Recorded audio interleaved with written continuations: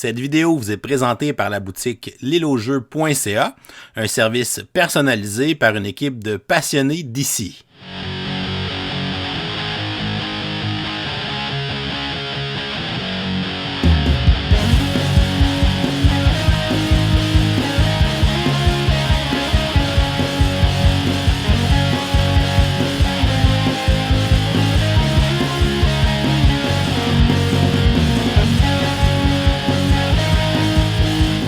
Salut les gamers, bienvenue à Professeur Board Game, je m'appelle David.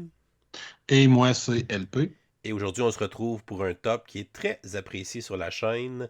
C'est le temps de commencer la nouvelle année et de regarder justement toutes les nouveautés qui vont sortir pour l'année 2024 et de vous dire ce qu'il y a sur notre radar. Donc les jeux qu'on attend le plus en 2024. Ouais, pour moi, ça a été quand même un top assez difficile à faire. Fait que moi, je vais tout de suite commencer par préciser que tout ce qui est extension puis deuxième vague, j'ai tout mis ça de côté.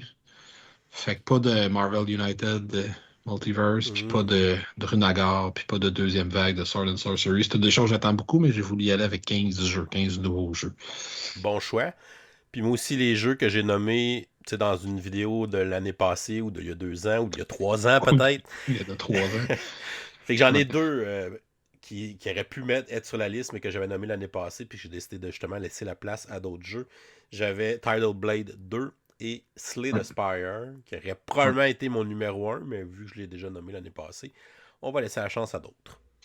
Ouais, idem pour moi. Là, j'ai mis de côté les 7e Citadel puis Primal qui vont finalement arriver, mais qui ont déjà été sur des listes précédentes.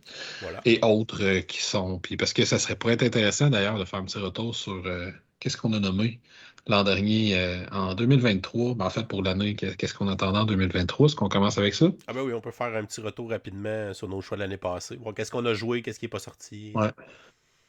Parce que moi, j'ai joué à peu près la moitié de la liste. Là, si je les nomme rapidement, tu sais, j'avais en partant du plus bas là, du 15e, j'avais Lord of the Rings Adventure Mount Doom qui était numéro 15. J'ai pas joué finalement, mais je connais quelqu'un dans la chaîne qui a joué et qui a pas aimé Ouais, ça tant. bon, Fait que c'était bien ordinaire.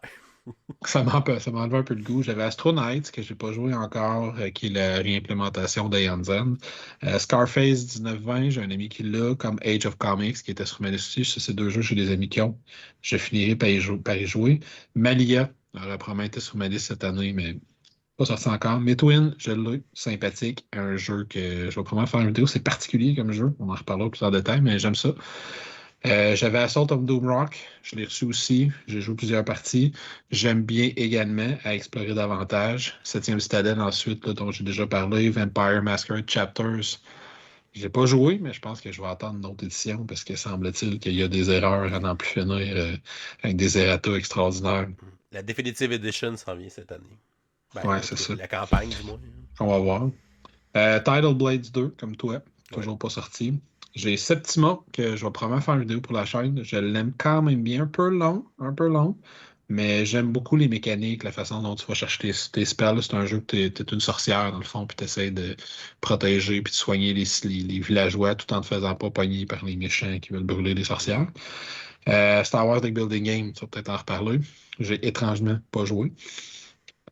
Aridia, toujours pas sorti. Puis les deux premiers, ben, c'est deux de mes jeux de l'année. Là. C'était Voidfall puis Legendary Encounters Matrix. Les deux, j'ai déjà une vidéo sur la chaîne pour les deux, puis je les ai commentés amplement et je les aime beaucoup, tous les deux. Fait que ceux que j'ai joués, je me suis pas trompé. Il n'y en a aucun que j'aime pas parmi ceux que j'ai joués, mais il y en a quelques-uns parmi ceux que j'ai pas joués qui, paraît-il, sont pas si bons. Parfait. Pour moi, j'avais mis en 15e Disney l'Arcana. Donc, Ouais. j'ai joué, c'est le fun, mais j'ai pas assez de temps à mettre dans un LCG puis dans cette folie-là. Ensuite, j'avais mis Point City que j'ai joué aussi, qui est très Ouais. sympathique comme petit filler. C'est très le fun, ouais. Seigneur des Anneaux, Adventure to Mount Doom, vous pouvez passer par-dessus. J'avais mis Marvel Age of Heroes que j'ai pas joué finalement, puis c'est pas un jeu qui a tant eu des super critiques non plus. Fait que bon, je Ouais, c'est un regrette. jeu qui a passé quand même assez dans le beurre. Hein. Ouais, il a passé assez dans le beurre, puis il a passé vite. Fait que ça me dérange pas tant. J'avais Divinity Original Sins basé sur le jeu vidéo qui est pas encore sorti. Pas sorti, ouais. J'avais mis Goldblivion et qu'on a reçu dans les dernières semaines justement. Fait que ça, c'est que j'ai joué, que je vais présenter aussi bientôt Ouais. sur la chaîne.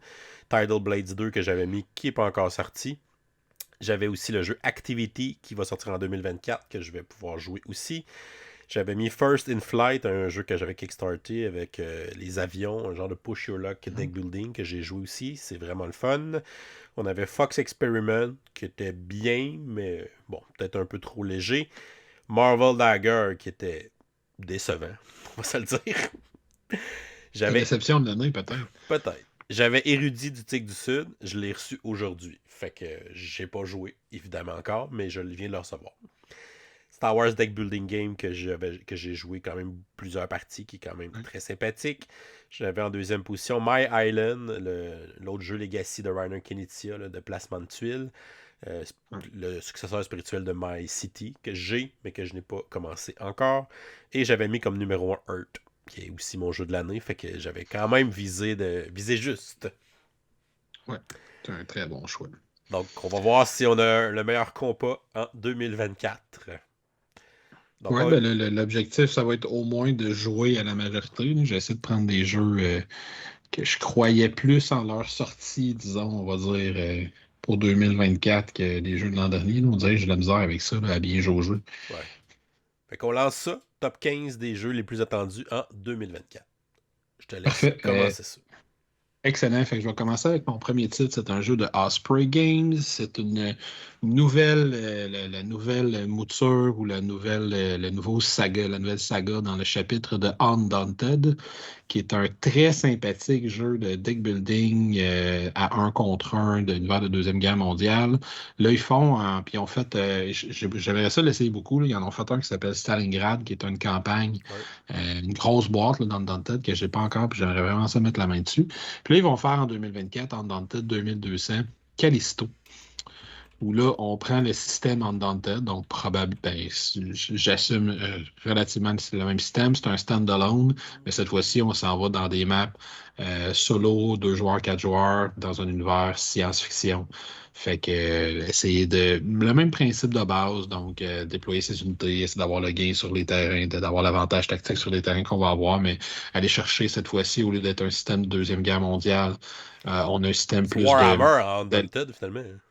Mettons. Ouais, d'une certaine façon, tu sais, avec un côté comme de contrôle, de prendre possession des terrains pour aller chercher les ressources. Je pense que ça se passe sur la Lune, si j'ai bien compris, pour aller chercher les ressources lunaires qu'il va avoir, tu sais, au lieu d'avoir de refaire des batailles de la Deuxième Guerre mondiale. Fait que c'est vraiment un beau système de jeu, déjà peaufiné, déjà efficace, puis on s'en va chercher d'autres types pas d'IP tout à fait, mais d'autres types de thématiques là, qui vont aller. Puis moi, on sait que je suis un grand fan de tout ce qui est science-fiction en termes de thématique. Fait que si on peut aller chercher, si on peut aller avoir une belle résonance dans la thématique, je pense que ça peut être quelque chose de très gagnant. Undaunted, à la base, c'est un jeu à 2. Celui-là, il est annoncé. Mais je ne sais pas si Stalingrad, il se joue à 4, mais celui-là, il est annoncé pour pouvoir jouer également à 4 puis solo. Donc, des belles combinaisons de joueurs, des belles combinaisons de player count, dis-je. Fait que voilà. Évidemment, là, on est dans un top 15 de jeux anticipés. J'ai pas 1 million de choses à dire sur le jeu, mais c'est un système de jeu que j'aime, une thématique que j'aime énormément aussi. Fait que j'ai bien hâte de voir. Puis c'est un standalone, on n'a pas besoin des autres jeux avant. Fait que voilà. J'aurais aimé ça vous Undaunted. montrer une image, mais il y a juste le cover sur BGG. Fait que ça va être ça. Ouais, c'est ça, il n'y a pas grand-chose. Puis mon espoir, c'est que c'est pas habituellement les Undaunted, c'est pas des Kickstarter. Hmm. Spring Game, ça sort directement en magasin. Fait que si c'est annoncé pour 2024, j'ai quand même espoir que ça sorte en 2024. Puis David Turzi a travaillé sur le solo, c'est écrit sa boîte. Ouais, comme toujours. Voilà. Comme le 80% des jeux sur le marché, vous dirait. Donc, Voilà. mon numéro 15, l'année passée, j'avais mis l'Orcana comme numéro 15. Ouais. Cette année, je vais mettre un autre jeu de cartes à collectionner. Je vais y aller avec Star Wars OK. Unlimited. OK, ouais. Euh, Spark of the Rebellion qui va sortir au mois de mars 2024. Euh, c'est un nouveau jeu de cartes à collectionner dans l'univers de Star Wars par FFG, donc Fantasy Flight Games. Honnêtement, ils ont repris beaucoup du système de jeu de Star Wars Destinies qu'ils avaient lancé il y a plusieurs Ouais. années, qui était un jeu de cartes à collectionner, mais avec des dés. Donc là, cette fois-ci, on retourne dans un jeu de cartes pur. On l'a essayé à Gen Con. Honnêtement, c'est super le fun. C'est sûr que l'aspect collectionné me titille encore. Ça me donne moins le goût de me lancer dans un jeu comme ça. Fait que c'est pour ça que je le mets 15e. Parce que pour moi, ça va être Ouais. une curiosité plus que d'autres choses. Je sais que je vais, un peu comme l'Arcana, je pense que je vais acheter des cartes du premier set, puis je vais jouer avec ça, je vais m'amuser, puis ça risque de s'arrêter là. Fait que c'est ça. Ouais. Fait que Star Wars Unlimited, si vous êtes un grand fan de Star Wars, ben peut-être que ça va vous intéresser, mais c'est sûr que l'aspect jeu de cartes collectionné, c'est un lifestyle game, puis c'est ça. Faut que tu aies du temps et beaucoup d'argent à mettre là-dedans. Si tu veux justement rester à l'affût de tous les sets qui vont sortir à chaque année, puis de ramasser les cartes rares pour faire les gros combos, avoir les gros decks. C'est des jeux évidemment qui ont des modes souvent très compétitifs, faire des compétitions, des tournois, des ligues, des trucs comme ça. Donc, le artwork, il y en a beaucoup qui disaient comme Ah, arc, les dessins sont pas beaux, là, sont très cartoonish. Honnêtement, moi je les trouve beaux parce Hum, que ça fait différent Oui, du classique qu'on voit tout le temps de art de Star Wars. Là. ouais. Très réaliste, tout ça. Fait que là, on y voit un peu plus cartoon. Moi, je trouve ça bien, ça fait vivant, ça fait un dessin animé, si on veut. Là. Ouais, ben ça me fait penser un peu. C'est le premiers jeux de Alien, de deck building, tu sais, qui avait été critiqué un peu, justement, parce que c'est un style un peu cartoonish. Mais je trouvais que ça fait différent, tu sais. Ouais, C'est pas ouais, juste les tout à images fait. des films et tout ça. Ouais. Donc, Star Wars Unlimited, mon numéro 15. Je poursuis donc avec mon numéro 14 déjà. Je vais y aller cette fois-ci avec un jeu qui avait passé par Kickstarter, qui avait ramassé quelque chose comme 300 000, 300 400 000 euros. C'est un jeu qui s'appelle Soul Raiders. Là, on va y aller, ça va vraiment étonner les gens. Fait qu'on parle d'un jeu de campagne, coopératif, narratif, solo jusqu'à 4 joueurs, si je me trompe pas. Il me semble que c'est jusqu'à 4, probablement de jouer. Puis lui, j'avais passé proche de le backer, mais tu sais, à un moment donné, tu peux pas. Il coûte tout 100 euros, tous les jeux que je veux backer. Tu peux pas tous les backer. Mais lui, c'est ça. Fait qu'il était, selon ce que j'avais vu et lu dans les descriptifs, c'était vraiment un jeu qui mettait la narration de l'avant. Tu sais, depuis là, on est dans le fantasy médiéval avec tu sais, de la sorcellerie, le sword le genre sword and sorcery. Là. Un- un- Fait que, Celui qui était un oui, genre de Diablo-like, mettons. Je me souviens pas. Ben lui, c'était vraiment, si je me rappelle bien, là, c'était, ben, si j'ai bien compris, c'est vraiment l'idée, c'est qu'on va être comme dans des lieux qui sont représentés par des grandes cartes, là, genre un peu plus grandes que des cartes tarot doubles. Puis tu vas avoir une espèce de temps limite pour explorer les lieux, puis passer d'un lieu à l'autre, puis de façon non linéaire, tu vas pouvoir explorer la narration qui a rapport avec ces lieux-là, mais tu peux avoir des trucs secrets qui sont cachés, des petits puzzles à faire, des trucs comme ça, avec un système de combat, puis de développement de personnages. Puis tout ce qui est assez classique dans ce genre de jeu-là aussi. Mais lui, il y avait une gestion du temps qui était particulière. Tu n'auras pas le temps de tout faire dans un certain Ok. jeton, un nombre, je me rappelle plus, je pense que c'est des jetons de temps là, qu'ils utilisent dans le jeu ou un truc comme ça, ou des jetons d'héroïsme, je suis trop sûr. Mais tu vas avancer dans l'histoire, mais tu peux pas comme passer au travers toute la partie narrative de l'endroit où tu te trouves. Il va falloir t'avancer à un moment donné, t'explores d'autres choses que tu avances dans l'histoire. Fait que ça avait l'air très intéressant au niveau narratif. Je le trouvais un peu dispendieux. C'était surtout des cartes, là, tout ce qui était les maps. C'est pas un jeu avec une grosse map, là, c'est un jeu que tu vas placer des cartes un peu à la septième continent, mais c'est pas tout à fait c'est pas ça, là, mais t'avais Le juste des cartes plateau est que fait tu vas de cartes, suivre mettons. ça. Ouais, c'est exactement. Puis, c'est ça, fait que tu vois, tu sais, des grosses cartes de genre 12 centimètres par 5 centimètres, là, fait que des grosses affaires. Ton personnage est représenté aussi avec un espèce de plateau pour savoir tes habiletés, etc. Il y a une coupe de mini qui représente les héros, si je ne me trompe pas, il n'y a pas de mini pour les monstres, ou peu. Donc voilà, fait que, tu sais, jeu fantasy, grand jeu d'aventure. Puis lui, ce qui m'avait attiré, c'était vraiment tout l'accent semblait être mis très très fort sur la narrative dans le jeu. Fait que je vais essayer de voir si je suis capable de ramasser une copie éventuellement. À ma connaissance, il n'y a pas de version française. Oui, il va être disponible en français. Fait que on va espérer que ça finisse par se ramasser en boutique. Éventuellement, c'était censé sortir en 2022. Fait que 2024, ça devrait être la bonne année. Un jeu de Marc-André, l'auteur de Splendor. Ouais, c'est ça, c'est un jeu français Hmm. à la base, si je ne me trompe pas. Ça se peut. Donc voilà. La compagnie, One je ne for me All. rappelle plus c'est Ils ont qui. fait un Kickstarter, ce jeu-là, me semble. Ouais, ça a passé par Kickstarter, puis c'est le premier de la compagnie officiellement, là. Ok. Donc, mais c'est ça, c'est Paris-France, sont localisés à Paris. Fait que c'est vraiment une compagnie française. One for All, c'est vraiment les mousquetaires, là. Hmm. Fait que c'est ce type de fantasy-là. Donc, voilà. Fait que, on dit 30 heures d'aventure plus de 800 cartes dans le jeu, parce que c'est un point de vente, le nombre de cartes. Ben oui. Parce que ça, tu peux planifier le nombre de sleeves que tu as besoin. Exactement.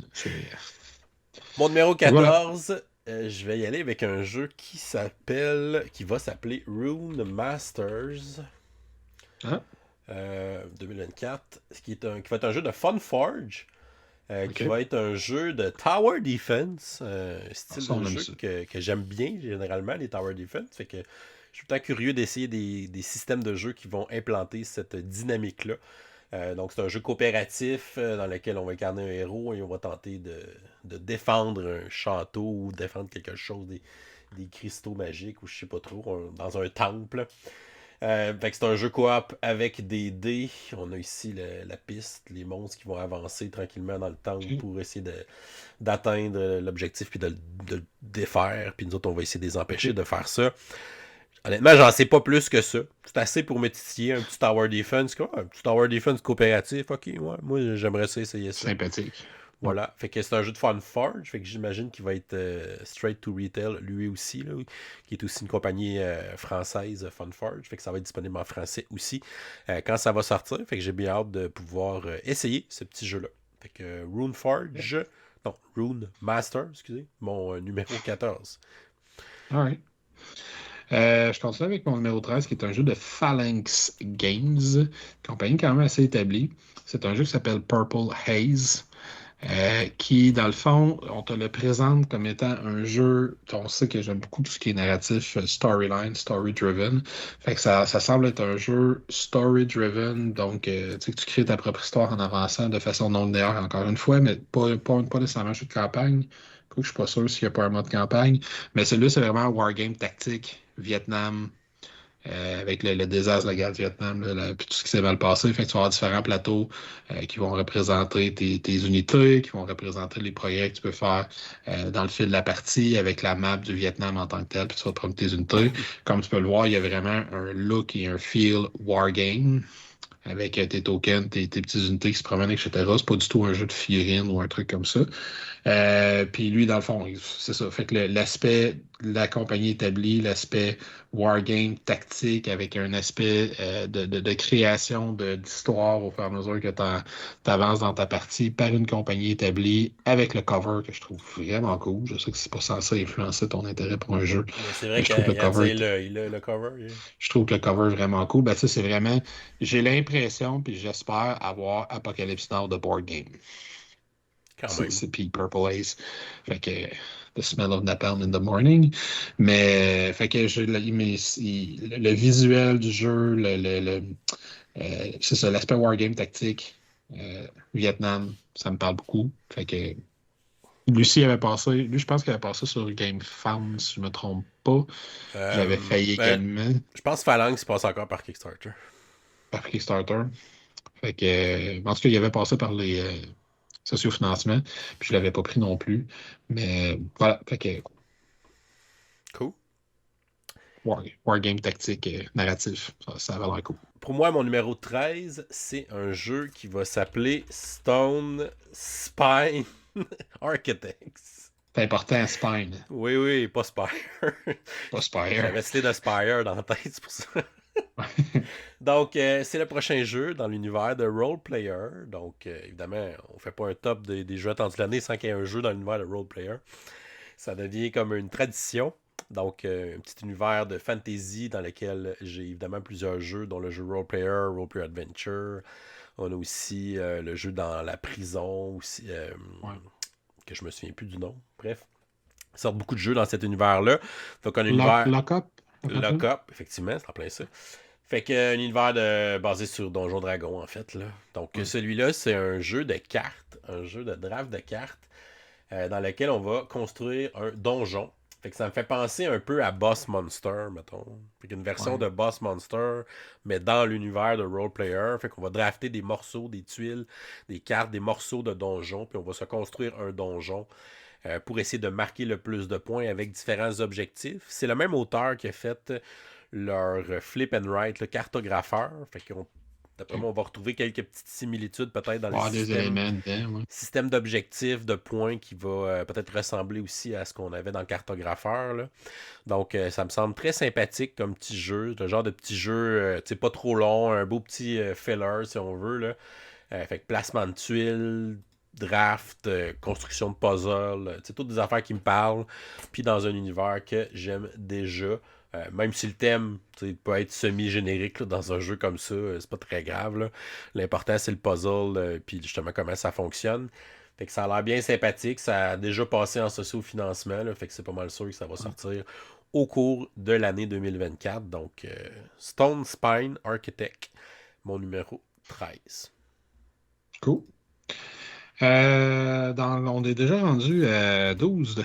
Dans mon numéro 12, on s'en va dans la grosse nostalgie, dans mon Wow. cas, parce que j'ai choisi Torgal, de Board Game. Ah ouais, je l'avais vu en plus, je l'avais vu passer. Est-ce que tu as lu les bandes dessinées de Non, je Torgal connais quand pas tu ça, étais jeune? Torgal. J'ai lu beaucoup de bandes dessinées de Torgal, puis je pense que l'affaire que j'aimais le plus du jeu, c'est qu'ils reprennent vraiment le visuel. Je sais pas si tu es capable de mettre la main sur.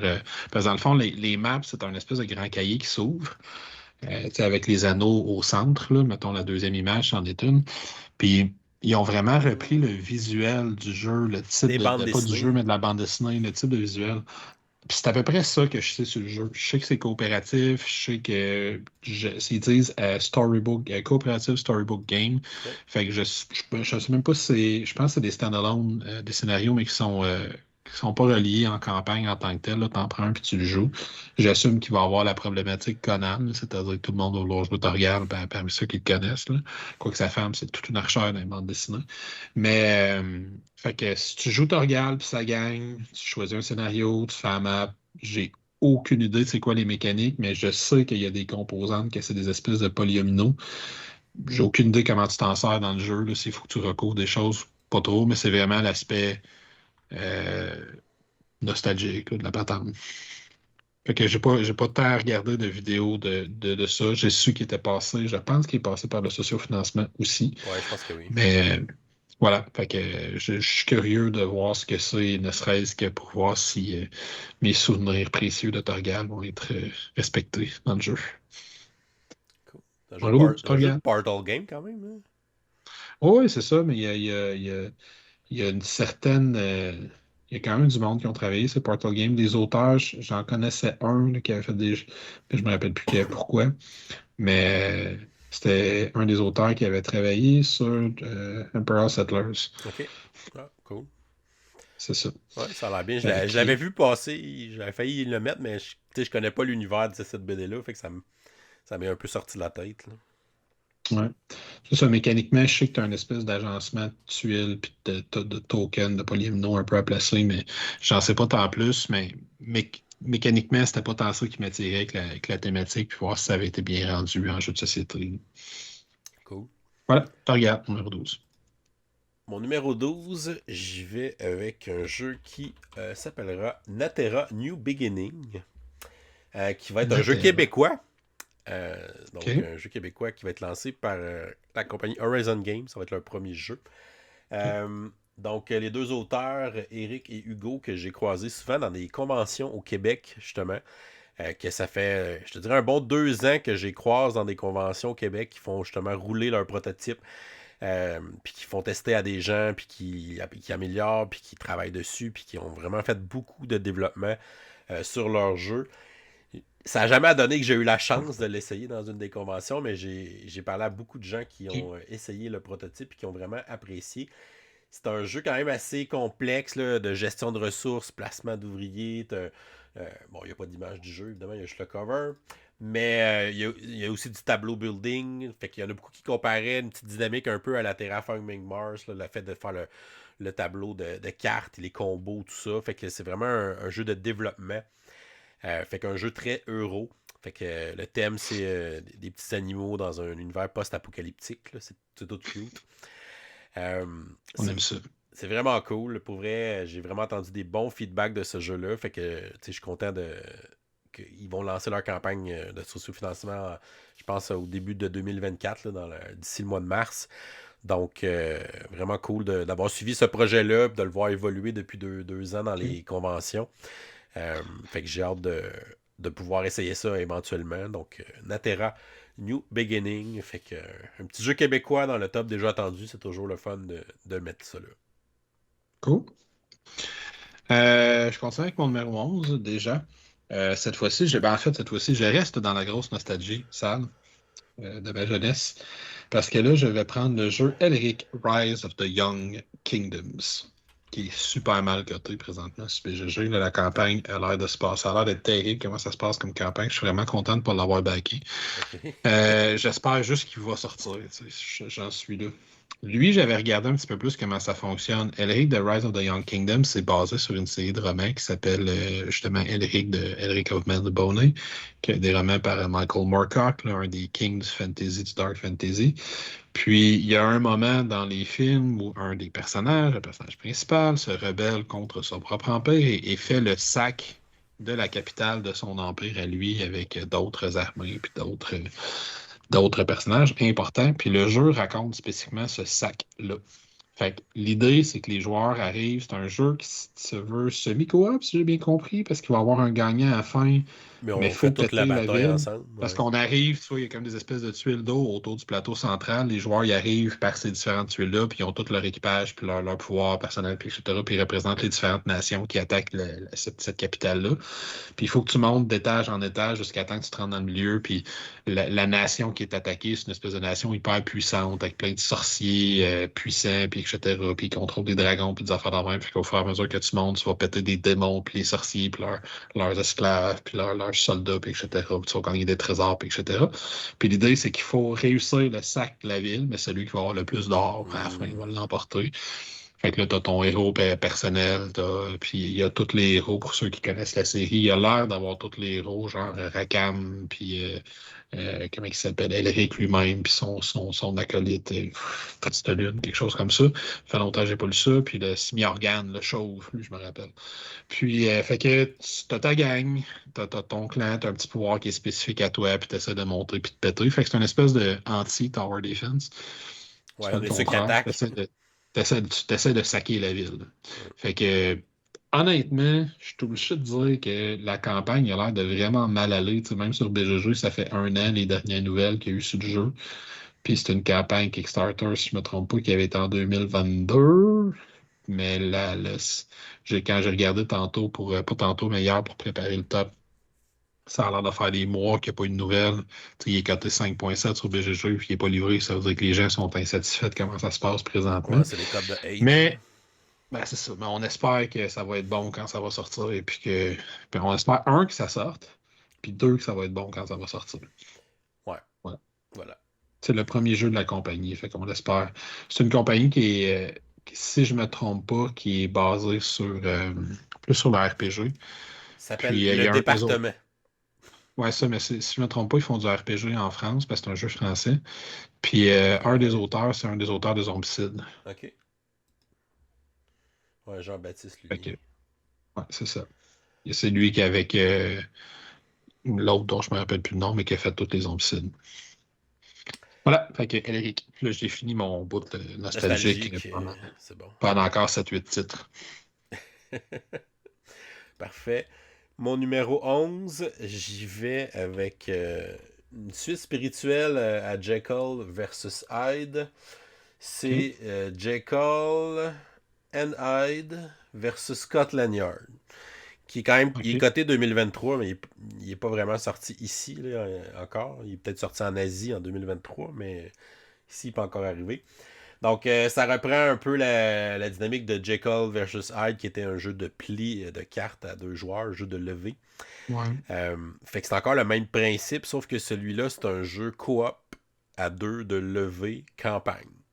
Fait que t'as un côté évolutif dans la campagne, puis ça reste un jeu où on joue à deux seulement, mais celui-là, on va être à deux ensemble. Fait que c'est un cooperative trick-taking game avec un aspect OK. campagne. Fait que je suis quand même assez curieux de voir comment ça peut évoluer dans un jeu justement de pli, qu'est-ce qu'on peut amener comme nouveauté, nouvelles règles et tout ça. Ouais. Donc, c'est un de mes jeux à deux préférés, Jekyll vs Hyde. J'ai vraiment adoré ça. Fait que de voir comment ils vont amener ce système-là pour le modifier pour refaire un jeu coop et comment ils vont modifier ce jeu-là de partie en partie pour nous faire vivre une campagne. Je trouve ça quand même le fun. Puis, tu sais, souvent, les jeux campagne, c'est souvent des jeux que les parties, c'est long. Puis, tu sais, souvent, on fait une game à la fois. Mais là, un petit jeu de trick-taking à deux, tu sais, je pense que c'est le genre de jeu que tu peux te clencher une coupe de game dans la même soirée. Là. Le temps des parties, on dit 20 minutes. Fait que, tu sais, je sais pas s'il y a 10 games, mais tu peux faire une campagne au complet dans une soirée, là. Ok. Fait que, non, je Hmm. suis bien hâte de pouvoir mettre la main là-dessus quand ça va arriver ici au Canada. Donc, Jekyll and Hyde versus Scotland Yard, qui sont les méchants. Ça a l'air très Euh, cool. voilà. Donc, j'ai très hâte Parfait. de mettre la main là-dessus. Fait que c'est mon numéro 11. C'est vrai que Jekyll vs. Hyde, c'est un des très bons jeux de pli de levée des dernières années. Yes. Je continue avec mon numéro 10. Mon numéro 10, c'est Hunt for Blackbeard, qui est un jeu de Fort Circle Games, ceux qui ont sorti Vote for Women dans la dernière année. L'auteur, c'est un auteur qui est très habitué dans le genre du war game, ça paraît juste au cover, là. Puis, dans le fond, lui, c'est un jeu à deux spécifiquement, où un joueur va contrôler Barbe Noire, l'autre joueur va contrôler, je sais pas trop, c'est la Royal Navy, mais en tout cas, la Royal Navy exactement, qui essaie de le pogner puis de le rattraper. Puis, il a l'air d'avoir un système très clever où il va y avoir des jetons qui vont être pigés au début du tour, qui vont donner les différentes opportunités que Barbe Noire va avoir ce tour-là pour aller faire ses actions de piratage, aller looter, puis pirater, puis saccager des villes, puis des villages, puis etc. dans les Caraïbes. Puis ensuite, les joueurs, derrière un petit plateau secret, ils vont placer leur pion d'action pour déterminer qu'est-ce qu'ils vont faire pendant le tour. Puis là, il peut avoir... Puis Blackbird, lui, il va noter sur une feuille à part les déplacements, ou en tout cas les modifications à map qu'il va avoir faites. Fait qu'il a l'air d'avoir un aspect où lui se déplace de façon cachée sa map, alors que la Royal Navy essaie de mettre la main dessus en se promenant, mais fait que c'est une espèce justement de Scotland Yard, là. Le bon vieux jeu, ou Mr. X de ce genre-là, là, Mhm. Mr. Jack, là, ce genre-là. Il a l'air d'avoir ça un petit peu à l'intérieur du jeu, mais en même temps, de ce que je comprends, s'il y a une action de boarding, là, où on assiège le navire. S'il y a des combats puis on réussit pas à repousser Blackbeard, ben, il va pouvoir saccager les villes ou les îles où il se trouve. Mais si on réussit à faire une action d'abordage, ça va déclencher un combat final. Puis le gagnant de ce combat-là gagne la game. Fait qu'il faut que tu fasses au bon moment. Si tu tentes de faire cette action-là, il faut que tu sois sûr de. Ou en tout cas, faut que tu penses que tu vas réussir à gagner le combat qui va s'en suivre.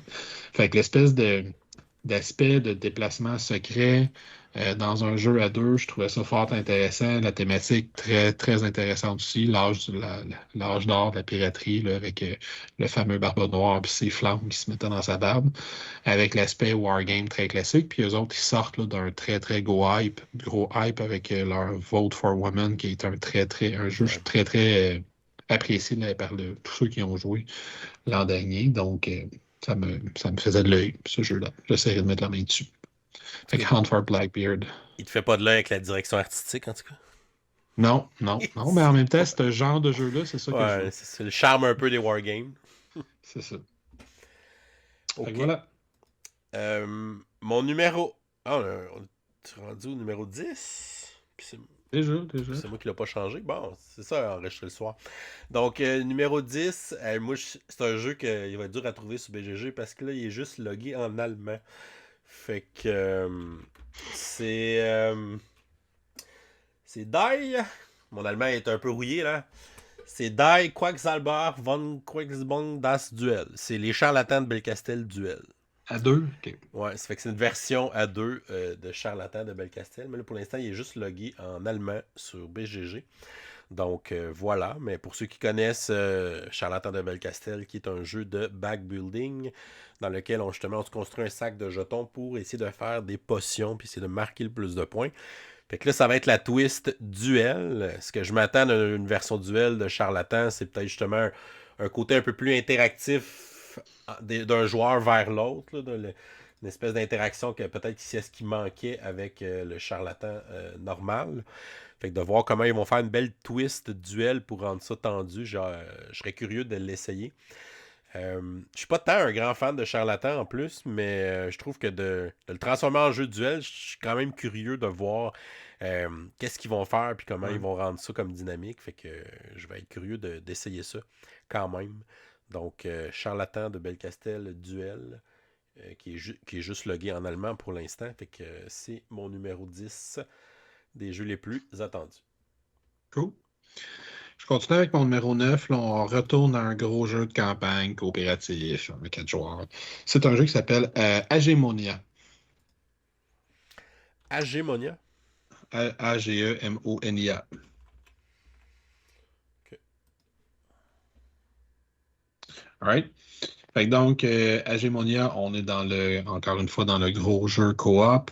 Cette fois-ci, on nous promet que le jeu va permettre aux joueurs, encore dans le gros narratif, on nous promet que le jeu va permettre aux joueurs de faire des choix qui sont moralement ambigus. Donc, on va pouvoir on sera pas obligé d'aller dans une storyline où on est le héros qui sauve toujours tout le monde. Si on veut être des salopards, nous pourrons l'être apparemment. On nous promet qu'on peut être despicable pour citer le descriptif du jeu. C'est un jeu qui marche, c'était quand même assez à la mode ces derniers temps, là, avec un grand livre que tu vas flipper pour rentrer dedans. Fait que ça, je trouve ça intéressant. Il y a un système de stamina que je trouvais très intéressant, là. Tu vois qu'il y a des espèces de chips de poker sur Ah les ben fiches oui. des joueurs. Puis dans le fond, c'est quand tu actives des habiletés, tu fais des tests, etc., tu vas dépasser de ces chips de poker-là pour faire tes actions. Fait que c'est comme tes points de stamina, mais quand tu vas subir des dégâts, tu vas les flipper de bord. Fait que si tu utilises des points de stamina qui sont blessés parce qu'ils ont été blessés, ben ton action est moins efficace ou tu as des chances de te blesser davantage, quelque chose comme ça. Fait que tu as l'air d'avoir une gestion de ton énergie qui est quand même intéressante. Puis lui, j'avais déjà regardé des vidéos de gameplay. Lui, c'est un état que j'ai backé d'ailleurs, fait que je vais l'avoir. Fait que j'avais regardé des vidéos de gameplay, puis c'est vraiment quand tu ouvres la map, tu as beaucoup de cartes qui vont s'ajouter. Ta map, elle va être interactive, elle va être vivante. Tu vas arriver à un point, il va te dire à tel endroit, il y a un point d'intérêt. Fait qu'on va te dire de prendre des cartes, d'aller les placer pour la modifier un peu. Un petit peu comme le fait Etherfield pour ceux qui ont déjà joué. Fait que la map où tu te trouves, c'est toujours très coloré, très vivant. Puis il semble y avoir beaucoup de choses qui vont se modifier. Il y a quelque chose qui est caché à tel endroit. Tu as des cartes qui vont se placer qui modifient visuellement la map à l'air de quoi. Puis, fait que, tu sais, si, je sais pas, si tu pètes un mur, ben, tu vas placer une carte par-dessus pour montrer l'ouverture maintenant qu'il y a dans le mur. Puis, à partir de maintenant, tu vas pouvoir passer par là pour continuer par tes objectifs. Puis, de ce que j'ai compris, tu vas vraiment avoir le choix dans tes scénarios. Ça sera pas linéaire. Tu sais, t'arrives à la fin des scénarios, la personne qu'on vient de sauver, finalement, on la sauve-tu, on la kidnappe, on l'assomme, puis on prend l'argent, on la tue pour que personne n'entende parler. Tu sembles avoir ce genre de choix-là de décider si tu vas être un vilain ou un héros dans l'histoire. Je trouve ça intéressant. Je trouvais ça intéressant. Pour le reste, on verra quand ça va arriver. Mais puis après, il y a toutes les affaires que j'aime dans ce genre de jeu-là, l'évolution entre les scénarios, développer des nouveaux skills, des nouvelles habiletés, trouver du nouvel équipement. Puis il a l'air d'en avoir beaucoup. Ça a l'air d'être une bonne boîte. Fait que, Hegemonia, numéro 10. Ah, 10, 9, ça me disait 9, rien. 9. Ça me disait absolument rien. Ce sera pas Euh, le dead. Mon numéro 9.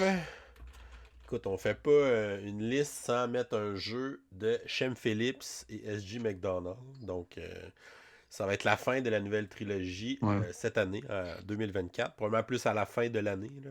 Souvent, ils sortent pas mal au mois de novembre, décembre, là, leurs jeux ces temps-ci. Donc, les inventeurs du Tigre du Sud, qui va être le troisième opus de cette série. J'ai quand même bien aimé le premier. Le deuxième, ben là, je l'ai reçu aujourd'hui. Fait que je l'ai comme pas essayé encore. Mais c'est des gros jeux euro qui ont beaucoup de collections d'ensemble et évidemment une gestion de dés aussi. C'était comme un peu la thématique qui unissait ces trois jeux-là. C'est de faire des jeux euro qui utilisaient des dés. Donc, souvent, le troisième dans la trilogie, c'est souvent le plus complexe. En tout cas, si on se base au royaume de l'Ouest, je pense que Vicomte était le plus complexe des trois.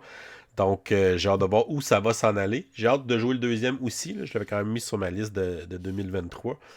Euh, les critiques sont assez mitigées dans le deuxième. Fait que j'ai hâte de voir où je vais me situer pour celui-là. Puis évidemment, ben, à la fin de l'année ou au début de l'année prochaine, ben, on va être content d'essayer les inventeurs du Tigre du Sud. Et j'ai hâte de voir s'ils vont faire comme les deux autres trilogies, c'est-à-dire de faire une espèce d'extension qui te permet de jouer une game de chaque Une pour faire une espèce de espèce gros de mini-campagne. de mini-campagne de jouer les trois jeux back-à-back avec des petites règles qui vont unir les trois parties. Fait que je trouve ça intéressant comme concept. Fait que toujours content de découvrir les jeux de ces auteurs. Donc un excellent duo. Donc inventeur du Tigre du Sud, mon numéro 9. All right. Continuons avec mon numéro 8. Mon numéro 8, c'est drôle parce que c'est une compagnie qui est surtout. C'est un éditeur qui est surtout reconnu pour la qualité des inserts qu'il fabrique pour d'autres compagnies, mais là, ils ont fini par sortir un jeu. C'est donc un jeu de Game Oh, Trace. Game Trace, c'est un Un jeu qui jeu. s'appelle. Game Trace font un jeu qui s'appelle Forsaken. Ok. Euh, Forsaken, dans le fond, comment je dirais ça? Ça me fait penser à Western Legends dans l'espace. Ok. C'est Firefly finalement. Genre. Mais tu sais, t'es un aventurier sur une planète sci-fi ou tu sais, Borderlands, là, ce genre-là. Tu sais, t'es un aventurier sur une planète sci-fi. Ton but, c'est de devenir la légende la plus ultime de cette planète-là. Puis tu vas te promener dans un univers open world sandbox. Fait que tu veux faire des bounty hunts, tu peux. Tu veux chasser du monde, tu tuer des monstres qui envahissent la place, tu peux. Juste upgrader ton gear, tu peux. Upgrader des nouveaux skills, tu peux. Tu vas avoir des espèces d'endroits, pas d'endroits, mais t'as des zones dans la map que tu vas pouvoir commencer des espèces de bouts narratifs qui sont spécifiques à ton personnage ou qui sont spécifiques à la région que tu trouves ou qui sont spécifiques à la planète sur laquelle tu te trouves. Parce que tu trouves qu'il y a différentes planètes, tu peux te promener d'une à l'autre.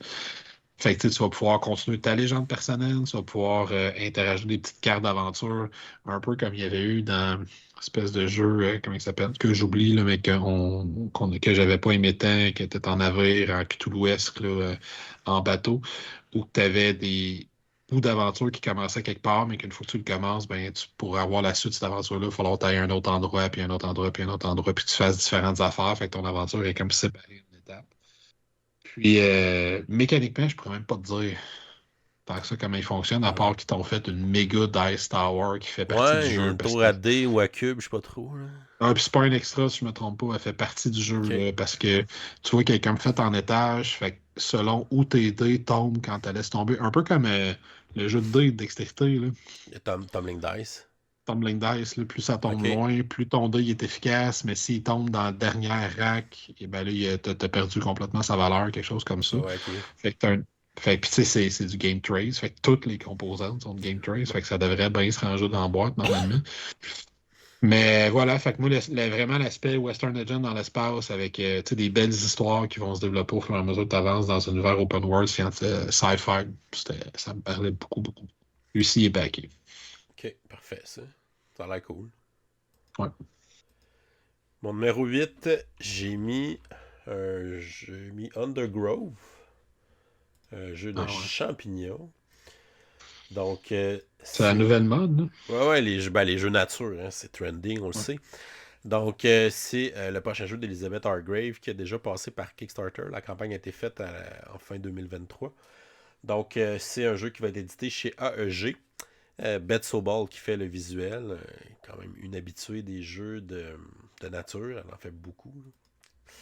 Donc, c'est un engine building, construction de tableaux de cartes, de combos de cartes. Ça peut faire penser quand même pas mal à Earth, là, le fait qu'on fait une espèce Ok. d'écosystème de champignons.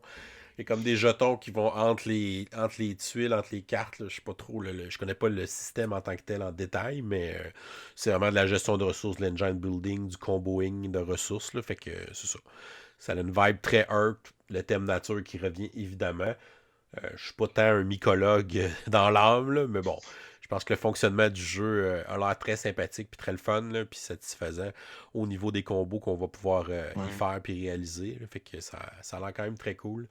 On l'avait zioté à Gen Con quand il l'avait annoncé l'année passée. Là, il y avait comme Ouais. un prototype qui était là pour que le monde puisse voir.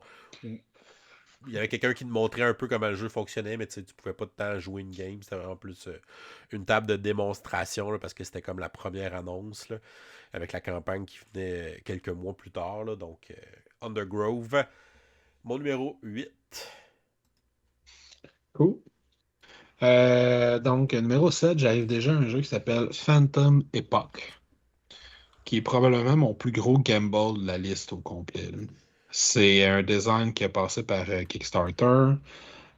C'est une compagnie qui s'appelle doTERRA Games, qui est une première Phantom. compagnie. Phantom Ah, Epoch, j'ai vu. EPOCH. Puis, c'est ça. Fait que la compagnie, c'est son premier design. L'auteur, c'est son premier design aussi. Fait que première compagnie, premier auteur. Mais en fait, l'auteur, il a fondé cette compagnie-là pour pouvoir faire ce jeu-là. C'est un Kickstarter qui avait été annulé, qui a été relancé, puis qui a eu du succès à son deuxième, sa deuxième tentative.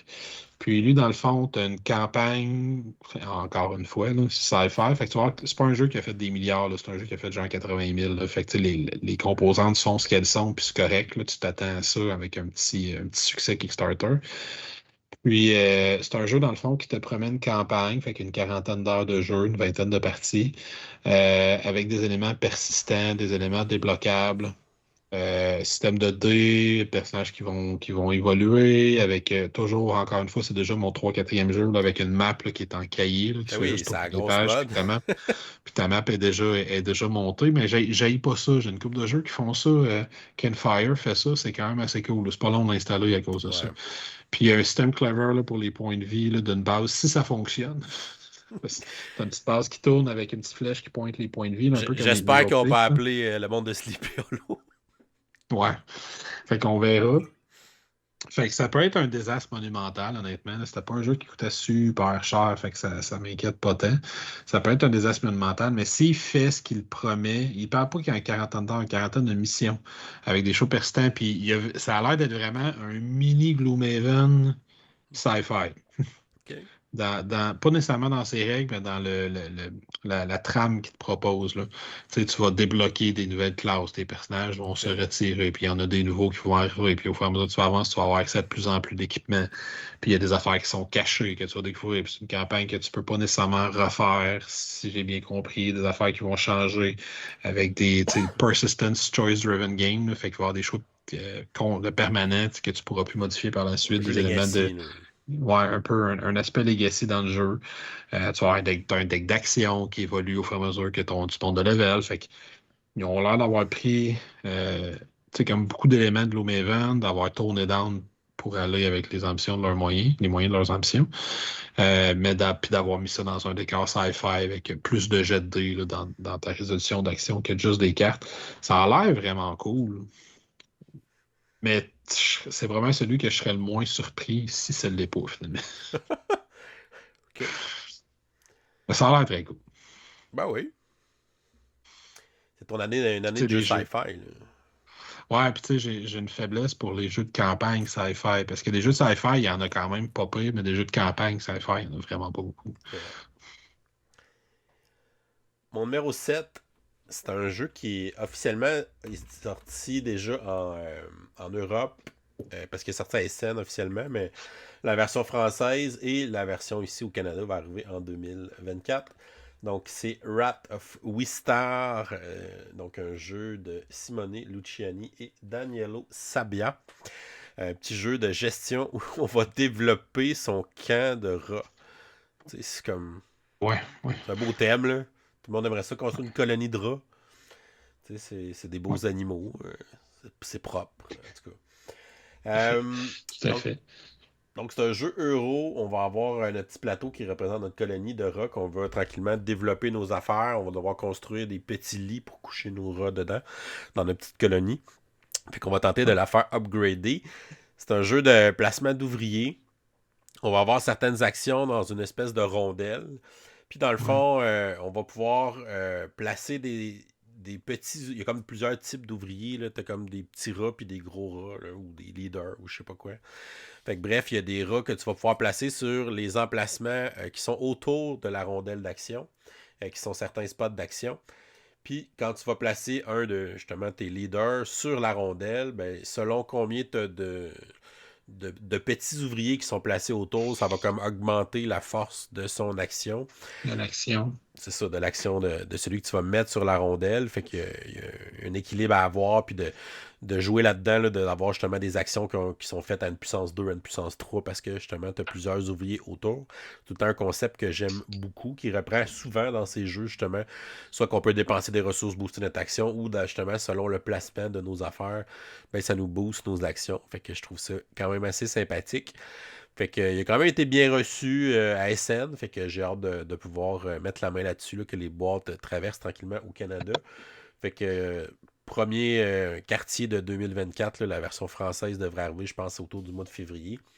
Donc, on a bien hâte de pouvoir essayer ça. Donc, mon numéro 7, les rats de Wistar. All right. Mais quel thème bizarre. Oui. Ben ça, il y en a des fois. Faudrait qu'on se fasse un top 10, là, les Les thèmes weird thèmes weird, ouais. de jeux qu'on a joué. Je continue avec. On est rendu à 6. Ouais, 6. Je vais nommer Stone Saga en un mot. Ça va t'aider à le Ouais. trouver. Stone Saga de OOMM Games, qui sont la gang dans le fond. Puis c'est pour ça que lui-ci, ça va être un hit and miss. Hit ou miss, idéalement. Acarios. C'est Acarios puis c'est Midwind. Fait que c'est des jeux qui ont beaucoup de choses que j'aime, mais qui ont des particularités qu'une version 1.5, tu sais, comme Star Acarios, il y a déjà une version 1.5 qui est faite, qui a été financée, puis qui va être livrée, qui modifierait, qui est censée corriger certains défauts, rendre ça un petit peu plus dynamique au niveau de la narration, et tout ça. Fait que, puis Midwind aussi, c'est un jeu qui est très cool, mais qui est weird d'une certaine façon. Tu sais, je reviendrai plus en détail dans une autre vidéo parce que je ne veux pas parler de Midwind. Puis Stone Saga, dans le fond, ils ont l'air d'avoir pris le concept de Midwind puis de l'avoir poussé encore plus loin. C'est un jeu de survie, Un de open world. crafting, un peu open world, que tu n'es pas limité à ton village comme dans Midwind, que tu vas avoir de l'exploration du open world, tu vas devoir survivre, puis gérer des espèces de bêtes mythiques là, qui vont attaquer puis te combattre contre eux autres, mais aussi développer plein de nouveaux équipements, puis établir des colonies, puis survivre de génération en génération. Puis lui, c'est pas que c'est un jeu de campagne, de la façon qu'il est présenté, mais c'est un jeu qui a des éléments persistants qui vont changer après chaque game, parce que dans le fond, à chaque fois que tu joues une partie, c'est comme si tu faisais une génération de survivants. Puis la partie d'après, le jeu va avoir changé. C'est pas que c'est une campagne, même si ultimement ça revient un petit peu à ça, mais c'est que tu peux jouer éternel. Tu sais, tu peux jouer très, très, très longtemps. Puis des affaires qui vont. Il y a des composantes qui. Il n'y a rien qui est enlevé puis déchiré, mais il y a des composantes qui sont changées de façon permanente. Je ne sais pas de quelle façon, mais des composantes qui sont changées de façon permanente. Le matériel est super sharp. Il y a beaucoup d'extensions déjà d'annoncer pour venir tu sais, spécialiser, mettons, certains aspects du jeu, la chasse, etc., etc., la pêche, whatever, le tuage de monstres. Il y a un système super clever de comment les tuiles sont montées. Tu as des espèces de bases de plastique pour garder les tuiles hexagonales proches les unes des autres. Tu le vois un petit peu d'ailleurs dans l'image que tu montres Ouais. dans le coin en bas à gauche, là. Fait que ça semble, encore une fois, c'est un jeu très prometteur. Puis lui, une des choses que j'aimais, je me rappelle plus c'est son nom, mais je me rappelle qu'il y a des designers de FFG qui sont sur le jeu. Les deux autres jeux, Midwin, c'est le créateur de la compagnie qui les avait fait. Midwin, Star Carios, c'est Brandon quelque chose qu'ils avaient fait. Là, je pense que c'est Max Brook. C'est Ouais. genre l'auteur de X-Wing, deuxième Max Brook édition. puis Luke Eddy. Puis il y en a l'autre qui a travaillé genre sur Star Wars Legend, une affaire de genre. Ouais. Fait que tu sais, ils ont des bons jeux derrière la ceinture, les deux. Des affaires intéressantes. Pas énormément de jeux, mais ils ont minimalement un mileage un petit peu plus, pas nécessairement qui est plus intéressant, mais plus établi. Mettons, ils ont travaillé puis ils ont vu les rouages d'une grosse compagnie, le FFG. Ouais. Fait que je suis assez confiant de celui-là. C'est encore une fois, si il offre ce qu'il promet, juste l'idée de. Parce que ça me faisait penser un peu à ces sci-fi pas civilisation, en tout cas, fondation, OK. où chaque game, tu joues une génération. Fait que tu avances comme rapidement dans l'histoire de ta colonie ou de ton endroit dans lequel tu vis. Je trouvais ça intéressant comme idée. Fait que tu tournes ça. Ouais, puis des jeux de même, tu C'est sais, très mystérieux. Souvent, ils veulent pas spoiler trop, fait qu'ils donnent c'est pas ça. beaucoup d'informations. Fait que des fois, c'est le fun, t'arrives, puis c'est comme débile comment ça se joue, puis des fois, tu fais comme, ah, ok, bon, finalement, fait Ouais, qu'on c'est va ça. espérer que ça va être fun puis débile. Parfait. Mon numéro 6, c'est un jeu qui s'appelle Windmill Valley. Ouais. Ça va être un jeu de board and dice qui va sortir en 2024. C'est un jeu de l'auteur Danny Garcia, dans le fond, qui était l'auteur de Barcelona. Donc, ça va être son troisième jeu. Si je me souviens bien, donc Barcelona qui était son premier jeu. Puis il a fait aussi Arborea qui est sorti à la fin de 2023, qui avait passé par le socio-financement. Donc ici, on est dans un jeu, encore une fois, un jeu euro, un jeu de gestion de ressources, de développement. C'est un jeu de rondelle d'action. Puis dans le fond, c'est que chaque joueur a une espèce de rondelle d'action fait d'engrenage. Ça peut nous faire penser à Zolkin, si on veut. Là. Ouais. Donc là, chaque joueur a sa petite roue de Ah, Zolkin que ouais. tu vas pouvoir personnaliser et personnifier. Fait que tu vas pouvoir comme upgrader les actions de ta roue, les changer. euh, pour essayer justement d'avoir une meilleure roue puis essayer de faire le plus de points. Il y a aussi des éléments de construction de réseau, parce qu'on a des moulins à vent. Là, fait que j'imagine qu'il faut se positionner à certains endroits sur le plateau pour justement avoir plus de vent pour que nos moulins fonctionnent plus. On va remplir des contrats qu'on va faire justement avec notre moulin. Fait que bref, ça me semble un roue très intéressant. J'avais beaucoup aimé Barcelona justement parce que c'était un jeu qui sortait un peu de nulle part, un nouvel auteur, fait que je trouvais ça cool Puis j'avais bien aimé ça. Fait que là, de voir où il s'en va avec son prochain jeu, ça a l'air vraiment très prometteur. Donc, la dynamique des engrenages m'intrigue quand même beaucoup. Là. Donc, Windmill Valley, mon numéro 6. Puis ça devrait être une sortie directement en magasin, je pense. Je pense. J'ai pas vérifié, mais je pense bien. Oui. Je continue avec mon numéro 5, qui est un jeu pour moi très mystérieux au niveau de ses mécaniques, parce que quand il est sorti, je l'ai backé tout de suite, puis j'ai dit je verrai plus tard. C'est un jeu qui s'appelle Spirit Fire Ouais. de Orange Nebula. Il est en 2 mots. Ouais. Puis, lui, dans le fond, ce qu'on t'offre, c'est leur premier jeu solo. C'est un jeu qui est open world, où tu vas développer un personnage, encore une fois, dans un univers fantasy, où tu vas faire une aventure, C'est un living board game. ouais, exploratoire avec ton personnage en vivant diverses narrations, événements, etc., avec un système apparemment très clever d'action, mais que je sais pas trop. Puis tu vas gérer comme une espèce d'énergie. Donc, gérer tout ça, mais comme je disais, mécaniquement, j'ai aucune idée vraiment comment ça va fonctionner. J'ai pas regardé parce que ce qui m'a attiré, que j'ai trouvé fascinant, c'est que tu vis ton aventure à toi, ton personnage, puis elle va comme toujours évoluer. Mais si toi, tu as une boîte de Spirit Fire, on pourrait dire, hey, on va jouer ensemble. Même si tu as joué 6 heures avec ton bonhomme, puis j'ai joué 15 heures avec le mien, on pourrait dire, on va jouer ensemble. Puis aujourd'hui, ils vont se croiser dans leur monde. Puis là, on va mettre nos cartes ensemble, puis on va jouer une soirée ensemble à Spirit Fire où nos deux personnages vont évoluer de façon commune avec nos boîtes qu'on a, puis après, ben, on va remballer nos affaires chacun de notre côté, puis on peut continuer chacun de notre côté. Fait que c'est comme si je jouais solo à Skyrim, puis tu joues solo à Skyrim, puis là, on peut se croiser. Nos bonhommes, le temps d'une soirée, on fait du multiplayer, puis là, après, on repart chacun avec nos boîtes, puis on s'en va. Fait que tu sais, tu peux pas jouer multiplayer avec une boîte, mais tu peux avec deux. Fait que si quelqu'un d'autre l'a backé, puis il veut jouer, on veut jouer une soirée de temps ensemble, il amène sa boîte chez eux, puis on peut continuer. Je trouve ça, si ça marche, c'est vraiment cool. Est-ce que ça va marcher? C'est une autre question. C'est une bonne question. À date, à date, Orange Nebula fait pour moi des choses extraordinaires. Puis ça me fait penser un petit peu à ce qu'ils ont fait avec Unsettled. Fait que c'est comme si ta boîte de base, c'est le core, c'est le système du jeu, c'est le cœur du jeu. Puis là, après, tu vas pouvoir mettre des choses dedans. Puis dans ce cas-ci, même le mélanger avec le système de quelqu'un d'autre, parce que le système de jeu reste le même. Fait que je trouvais que c'était très intéressant. Puis ils disent c'est des roguelikes, MMO, etc. dans ce genre-là, mais pas de plateau, là, tout avec des cartes qui vont dévoiler l'aventure que tu vis. Puis c'est vraiment ce qui m'attire, c'est vraiment le système drop-in, drop-out, multiplayer, que tu peux juste comme plugger ta boîte avec la boîte de quelqu'un d'autre, puis jouer à deux, puis à trois, puis à quatre. Je trouve ça vraiment très cool.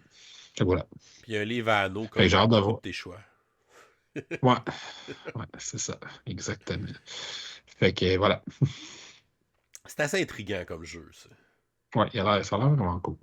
C'est aussi, ils n'ont pas Malheureusement, je connais révélé personne. tant d'affaires Mm. que ça. Non, puis la campagne, même quand tu regardais la campagne des vidéos, c'était pas clair à 100% comment ça allait se jouer. Mais j'avais le même feeling que Unsettled, quand j'avais regardé les vidéos pendant la campagne, j'ai aucune idée de ce qui va se passer dans ce jeu-là. Parce que c'est tout le temps, c'est le danger de vouloir faire des campagnes avec des jeux narratifs qu'on te révèle plein de mystères. C'est qu'ils peuvent. Tu sais, Unsettled, Ouais. ils pouvaient pas tant expliquer les règles de la deuxième planète. Là. C'est un peu comme Oathsworn. C'est du On te montre spoil. beaucoup le premier boss, mais tu peux pas montrer le deuxième puis les autres d'après, tu vas spoiler. Fait que voilà. Ouais, je comprends. Parfait. Mon numéro 5, je vais avec un... Je suis pas bon pour appeler à soir. Unconscious Mind. Ouais, je me disais que tu le mettrais. Qui est le prochain jeu de Fantasia Games qui avait fait Endless Winter, qui était quand même un jeu que j'ai apprécié beaucoup. Donc, lui, il y a quand même beaucoup de chances de sortir en 2024. La campagne, ça fait un bout qui est faite. Je sais pas, deux fois quasiment un an qui est faite. Ou c'était au début de 2023. Bref, fait que ça fait quand même longtemps. C'est un jeu euro avec une thématique de thérapie freudienne. Fait que Ouais. c'est un peu weird comme thème de jeu pour un euro, mais bon, je suis quand même je suis intrigué par ce thème-là. Fait que c'est un jeu avec beaucoup de choses, beaucoup de développement et tout ça. Honnêtement, j'ai pas regardé tant de détails que ça. Je pense que Fantasia nous avait tellement offert une belle première expérience avec Endless Winter que j'étais prêt embarquer dans leur prochain projet. Je ne l'ai pas backé, mais bon, je sais que ça va sortir en magasin de toute façon. Puis je vais être très, très curieux d'essayer Ouais. Unconscious Mind. Donc voilà, c'est mon numéro 5 des jeux les plus Cool. attendus. J'arrive avec mon numéro 4. Mon numéro 4, c'est un jeu d'une compagnie que j'aime vraiment beaucoup. Je pense que j'ai tous leurs jeux, je crois. C'est une compagnie qui s'appelle Roxley Games. Et ils ont, il y a 2 ans maintenant, là, ils ont fait une campagne Kickstarter pour refaire le jeu Metropolis, qui était un vieux jeu d'Istari, qui maintenant va s'appeler voyons, Skyrise. Ouais, Puis, c'est lui que je te parlais tantôt quand je disais que c'est le seul jeu auquel j'ai déjà joué, parce que j'ai longtemps t'as possédé joué au Metropolis, Metropolis. qui est un excellent jeu de société. Puis quand j'ai backé Skyrise, je me suis départi de Metropolis, puis là, je commence à m'en ennuyer, fait que j'ai hâte qu'il arrive. C'est ça, dans le fond, là, je pense que c'est mon premier, puis je me trompe pas, mon seul jeu euro de toute la liste, étrangement. Ouais. Ouais, de type euro, parce que dans le fond, l'idée, c'est tout simplement de prendre contrôle de différents territoires avec un système de scoring qui est intéressant. Tu as une espèce de grande ville. Puis la façon que tu vas placer tes bâtiments, c'est que tu as une série de bâtiments qui sont, si ma mémoire est bonne, numérotés de 1 à 12, puis qui augmentent en grandeur. Ton bâtiment de 12 est comme 12 centimètres de haut, puis ton bâtiment de 1 est 1 centimètre de haut. L'idée, c'est que quand tu vas placer un bâtiment, il y a toujours un système d'enchères qui va partir à chaque fois. Fait que quand c'est à toi de jouer, tu places ton 4 quelque part. Ben là, moi, si je veux prendre possession de quelque chose, il faut que je place un bâtiment plus haut que le 4, à côté de celui où tu l'as mis. Puis là, on va faire une chaîne comme ça. Fait que moi, je place 5 à côté, toi, tu vas placer 6, là, je place 7, là, je place 8, jusqu'à temps qu'on dit que tout le monde passe. Puis quand tout le monde a passé, le dernier joueur à avoir mis un bâtiment, il va le flipper.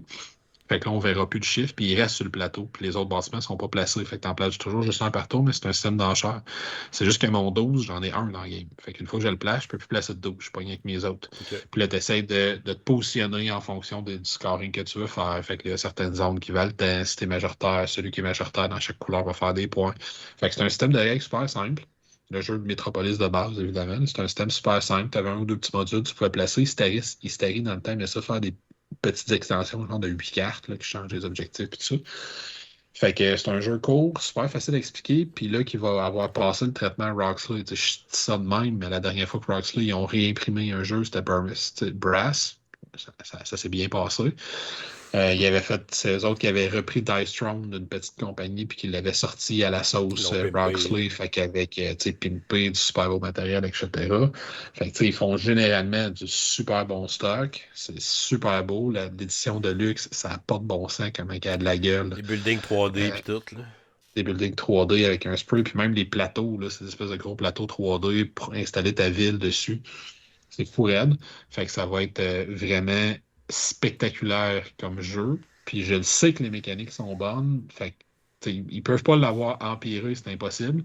Fait que dans le meilleur des mondes, ils vont avoir en plus amélioré, peaufiné, rajouter des petits détails, des petites possibilités stratégiques dans le jeu. Fait que c'est vraiment un excellent jeu qui va être encore meilleur. Donc, Skyrise, mon numéro 4. Nice. Puis lui, la livraison, si je me trompe pas, c'est prévu pour cet été, si je me Ok, trompe pas. Fait que il y a quand même bon espoir que ça se passe. parfait. Mon numéro 4, je vais avec le jeu Kelp. Ouais. Shark versus Octopus. C'est un jeu à deux, un jeu de duel où un joueur va incarner une pieuvre et l'autre joueur va incarner le requin. Donc c'est Ouais. un jeu asymétrique. Donc le joueur qui va jouer la pieuvre va avoir des mécaniques de deck building. Il va jouer des cartes pour essayer de se promener et se cacher du requin en essayant justement de manger puis d'essayer de scorer des points comme ça. Puis le requin, donc le joueur qui joue le requin, va avoir un back building avec des dés qu'il va placer sur le plateau pour pouvoir faire ses actions, essayer de trouver la pieuvre pour l'attaquer, puis l'endommager. Puis essayer de gagner comme ça. Fait que là, c'est une photo du prototype, là, fait que c'est pas nécessairement les composantes finales, là, mais Ouais, les je comprends. composantes pendant la campagne, c'est quand même assez sharp. Là. Donc, c'est très, très cool ce jeu-là. Ça m'a vraiment attiré l'œil. J'aime ça, les jeux de duel. J'aime ça, justement, le thème qu'ils sont allés chercher, un thème de sciences naturelles.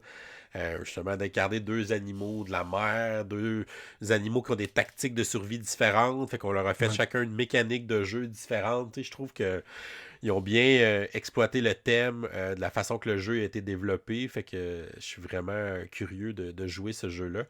Donc, ça, c'est un des jeux que j'ai pris dans un pledge boutique. Fait que je vais avoir une version de ça. Tu vas l'avoir. Donc, bien hâte de pouvoir jouer des parties de Kelp Shark versus Octopus. Un jeu duel Cool. prometteur. Au numéro 4. All right. On arrive déjà dans le top 3, podium. Top 3. Fait que médaille de bronze va à la réimplémentation, dans le fond, de Dwelling of Elder Wells. Fait que de Luke Laurie, c'est Lucky Duck qui va le faire, même en français, ce jeu-là. Oui. C'est Andromeda's Edge. Qui, écoute, ça sera pas très long, dans le fond, c'est l'évolution de Dwelling of Version Elder Wells. 2.0. Version 2.0. Fait que vu que Dwelling, c'est quand même une énorme boîte que j'adore, mais celui-là est sci-fi en plus. Là, ça fait une couple de fois que je commence à le dire aujourd'hui. C'est ton année de Fait que, sci-fi, là. ouais, s'il est meilleur, tant mieux. Je vais pouvoir me départir de Dwelling, qui va être très facile à envoyer à quelqu'un d'autre, puis jouer juste à celui-là. Mais tu sais, fait qu'on a du contrôle de territoire, du placement d'ouvriers, avec une mécanique clever de placer tes ouvriers, qui ont de différents types, à peu près 18 factions différentes qui ont tout un petit pouvoir différent. Puis tes ouvriers, à un moment donné, tu peux les rapatrier. Puis quand tu es rapatrié, ben là, tu vas déclencher plein de petits bonus que tu as devant toi. Tu vas pouvoir les assigner. Fait qu'il y a comme deux phases à ton placement d'ouvriers. Tu les as placés sur le plateau, puis quand tu les ramènes, tu les replaces d'une autre façon aussi. Le combat est intéressant, simple, efficace. Il peut être très aléatoire parce que ça reste des jets de dés, mais c'est un combat qui est vraiment très simple. Que si tu m'attaques à 6 unités, puis j'en ai 5 pour me défendre en calculant nos différents bonus, mais ça veut juste dire que tu lances 6 dés, puis j'en lance 5, puis c'est le plus haut qui gagne. Si tu as un 6, puis j'ai roulé juste des 5, c'est fini, tu as gagné. Puis si on a de rouler tous les deux un 6, ben là, on regarde le deuxième dé. Ah, t'as un 5, j'ai un 4, parfait. Toi, il a gagné 5 de même. Mais il y a certaines factions qui ont des avantages à se faire péter du monde, d'autres veulent pas. Fait que t'as plein d'unités différentes. Beaucoup d'asymétrie. Une asymétrie légère, mais t'as quand même beaucoup de différences entre les factions, puis beaucoup de factions différentes. Fait qu'il y a une espèce de, pas tout à fait de 4X, parce que t'as pas vraiment d'exploration, mais oui, t'en as un peu. Tu vas te déployer des nouvelles tuiles. Puis les composantes étaient super aussi dans Dwellings, avec les petits meeples, tu peux leur mettre un petit chapeau pour faire une petite maison. Oui, Puis, c'est vrai. ouais, puis la mécanique est intéressante que quand tu faisais ça, tu scorais plein de points, mais tu avais un meeple de moins, tu avais un ouvrier de moins le reste de la game parce qu'il s'est installé puis c'était fait une vraie petite ville quelque part. Fait que tu prends ce système-là, tu le pousses plus loin, tu l'améliores, tu le peaufines, tu le mets dans un monde sci-fi, tu te ramasses avec Andromeda's Edge. Fait que s'il est 60% de ce que je m'attends qu'il soit, ça va être écœurant. Ouais, ça va pas te départir de l'autre. Ouais, c'est ça. Fait que, voilà, numéro 3. Mon numéro 3, c'est un jeu d'une franchise de jeux vidéo. J'y vais avec Metal Gear, The Board Game. Ah. Enfin! Donc, Après, c'était en 2019, ouais, 18, donc, qu'on avait joué, que j'avais joué. ouais, 2019, je pense. C'est possible? Ouais, ouais, Donc, jeu de c'est ça. Emerson Matsuuchi, qui était censé voir le jour. Puis il y avait eu une campagne de. Amazon. Ouais, c'était comme du pre-order. C'était pas du sociofinancement, là, c'était du pre-order sur Amazon. Puis finalement, le jeu avait pas atteint assez de pré-vente. Fait que ça avait été cancellé. Donc le Ouais. projet a été cancellé. Puis là, l'année passée, il a été repris par Simon, qui ont, dans le fond, refait une précommande sur leur site. Ils n'ont pas fait de Kickstarter comme ils font habituellement. Donc, ils sont allés avec une précommande sur leur site, fait que tu pouvais le commander. Puis là, si tu le précommandais sur leur site, tu avais justement en promotion, tu avais la figurine du Metal Gear qui venait avec. Là. C'est comme, pourquoi tu voudrais acheter le jeu de Metal Gear sans avoir la figurine du Metal Gear? En tout Ouais. cas, bref. Fait que c'est un jeu évidemment qui reprend cette franchise-là qui est un jeu basé sur la furtivité. Donc ça va être un jeu coopératif où on va aller faire des missions. Ça, on va regarder l'endos de la boîte. Puis on va évidemment refaire les missions du jeu Metal Gear Solid, donc le 1. Donc celui qui était au PlayStation. Shadow Moses. Donc on va refaire cette mission-là avec les boss légendaires qu'on va affronter. C'est ça qu'on veut voir dans Metal Gear. C'est justement Ouais, des boss Psycho. fights avec Ouais. Revolver Ocelot, avec Psycho Psycho Mantis, Mantis, puis Sniper le Wolf, Wolf. là, Ouais. Sniper Wolf, c'est Fait ça. qu'on veut refaire ces combats-là, mais à la sauce board game. Je pense que c'est tellement des mécaniques de boss iconiques Metal Gear que je pense que ça va bien s'adapter en jeu de plateau. Fait que ça va être prometteur. Donc, vraiment très cool. J'ai hâte de voir cette franchise-là prendre vie sur un plateau de jeu. Parce que j'ai joué des heures et des heures à ces jeux vidéo-là. C'est une de mes franchises préférées.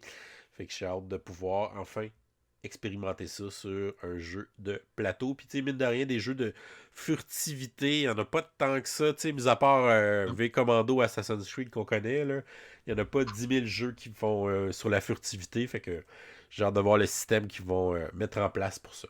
Fait que Metal Ouais. Gear, The Board Game, mon numéro 3. Mon numéro 2, fait que médaille d'argent, c'est probablement celui qui a le moins de chances de sortir en 2024. On va quand même espérer. J'ai pas suivi toutes les updates, fait que je suis pas certain. C'est un jeu qui s'appelle, c'est le nouveau jeu de la compagnie Into the Unknown, ceux qui ont fait Aeon Trespass. OK. C'est leur prochain qui s'appelle Kingdoms Forlorn. Kingdoms pluriel. Euh, Dragon, Devil and Kings. ouais, exactement. OK. Il est Fait que juste 4.25 de complexité, lui. c'est quand même moins peu qu'un Trespass, là. Mais comme tu peux t'en douter en ayant déjà entendu parler d'Aeon Trespass, ça va être un jeu extrêmement ambitieux avec des boîtes en finir. Puis là, on est dans un univers dark fantasy. Il l'appelle un solo operative. Ça m'intrigue. Pourquoi il appelle ça de même? Fait que OK. ça doit être un genre, tu sais, à la Aeon Trespass puis à la Kingdom Death Monster, ce genre de jeu-là, que c'est un jeu co-op, mais qui est quand même beaucoup joué en solo, là.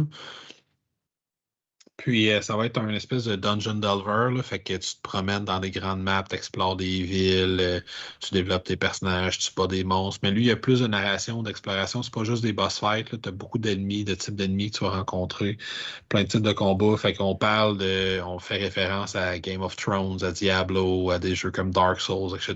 Dans un univers super grim, super dark, où tout va mal tout le temps, puis que c'est sombre, puis qu'il y a des vieux royaumes oubliés, que tu vas looter des vieilles cavernes encore une fois, dans un style plus open world, que tu vas baser ton développement puis ton histoire sur les choix que tu vas faire, puis pas nécessairement sur une narrative purement linéaire. Ils promettent de faire comme dans Aeon Trespass, c'est-à-dire d'avoir un système coopératif qui est vraiment basé sur à la fin de ton tour, tu vas activer certaines habiletés qui vont donner des bonus aux joueurs suivants. Puis plus tu es puissant, plus ces bonus-là donnent. Fait que ton développement, c'est pas juste tes skills à toi que tu vas développer, mais c'est de quelle façon tu vas pouvoir aider les prochains joueurs qui vont jouer après toi. Fait que l'ordre de tour de jeu devient super important dans ce type de jeu-là. Fait que ça va être une énorme bête, livrée en plusieurs vagues. Fait que j'ai quand même espoir que la première vague arrive en 2024. C'est ça. Donc, Kingdoms Forward. Il n'y a pas vraiment d'image du jeu. C'est comme tout des art. Des art de. Des cartes, là, il y a beaucoup de Ouais, c'est cartes ça. dans le jeu. Puis, ouais, c'est ça. Puis, il y a des vidéos qui existent, là, pour ceux qui s'intéressent. Il y en a quand même pas mal de disponibles. Il y a plusieurs reviewers qui en ont eu. C'est un jeu avec plein de figurines, puis les monstres sont surtout représentés par des cartes, sauf les boss, là. Mais, J'avoue que ça a c'est une ça. grosse vibe Dark Soul, Elden Dark Ring, Souls, là. là. Ouais, c'est ça. C'est un genre-là. Fait que Parfait. voilà. Mon numéro 2, vous l'attendiez. Un jeu qui commence par W. Mais non, c'est pas un jeu de dragon. Je vais y aller avec World Order. Ah ouais. Ça, c'est le prochain de la gang qui ont fait Hégémonie. Hégémonie, ouais. Ouais. Je suis pas tant optimiste qu'ils sortent en 2024, là, parce que je pense qu'ils vont faire la campagne de financement en 2024. Bref, ça risque plus d'arriver en 2025. Fait que c'est un peu la suite spirituelle de Hégémonie. Donc, les deux mêmes auteurs. Cette fois-ci, on y va avec de la politique mondiale. Donc, au lieu de jouer les quatre rôles du système capitaliste, comme dans Hégémonie, on va jouer les quatre puissances mondiales. Donc, un joueur va jouer les États-Unis, un joueur va jouer l'Europe, un joueur va jouer la Chine et un joueur va jouer la Russie. Donc, les quatre grandes puissances mondiales. Un jeu, évidemment, avec beaucoup d'interactions. Il n'y a pas d'image à part le cover. Ouais, Fait exactement. que voilà. Donc, c'est ça. Donc, ça promet un jeu très interactif encore, un jeu aussi avec une certaine asymétrie entre les différentes puissances. On va devoir justement faire des alliances temporaires des fois pour certaines politiques, puis concéder des choses aux autres pour pouvoir nous aider.